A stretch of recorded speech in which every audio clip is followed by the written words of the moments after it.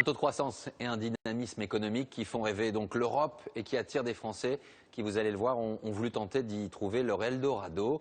Alors est-ce un rêve, un mirage ou une réalité? Portrait croisé sur place, Pierre Monégier, Dominique Marotel. Elle n'a que 29 ans, mais a déjà bâti une entreprise ultra dynamique dans un pays en chantier permanent.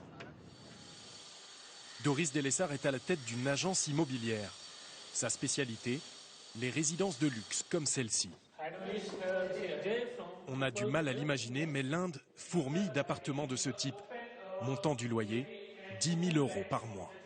Vous voyez, c'est très lumineux, on a du double vitrage partout. Doris fut l'une des premières à sentir venir la bulle immobilière.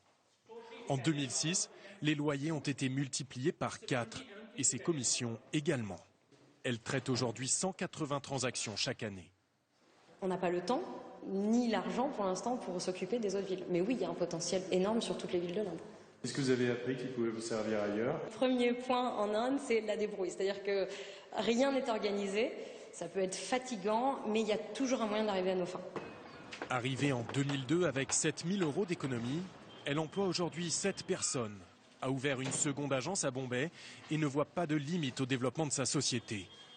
Des perspectives qu'elle n'aurait pas trouvées en France. J'ai pu commencer à travailler de chez moi sans avoir de lourds engagements financiers ni avoir de prêts. Et là, oui, ça commence à prendre des ampleurs parce que on a, comme vous voyez, des bureaux, on a du staff. Et donc là, on commence à engager des dépenses et on se dit qu'il y a plutôt intérêt à ce que ça marche. Mais attention au mirage indien. Adrien de Montalembert s'est lancé il y a 8 ans dans l'importation de produits gastronomiques français. Il est parvenu à s'inviter à la grande table et approvisionne aujourd'hui les hôtels de luxe, comme celui-ci. La French Touch, c'est de toute façon une carte intéressante à jouer en Inde. Les Indiens aiment beaucoup la culture française, aiment beaucoup la France. Donc ça, il ne faut pas s'en priver. Mais ça ne s'est pas fait sans mal. Ces petits sucres qu'Adrien revend à ce palace sont taxés à 98%. En moyenne, les 120 produits alimentaires qu'il importe sont soumis à des droits de douane de 45%. Difficile dans ces conditions de réaliser des profits. Et ce ne sont pas les seuls problèmes qu'il a dû affronter. Le chocolat qui marche très fort. La chaîne du froid est son premier souci dans un pays où il fait 45 degrés en été. Je me souviens d'un camion arrivé de Bombay avec notre première importation de chocolat, avec 2 cm de chocolat au fond du camion. Et donc on a perdu 80% du chocolat qu'on importait. Fondu.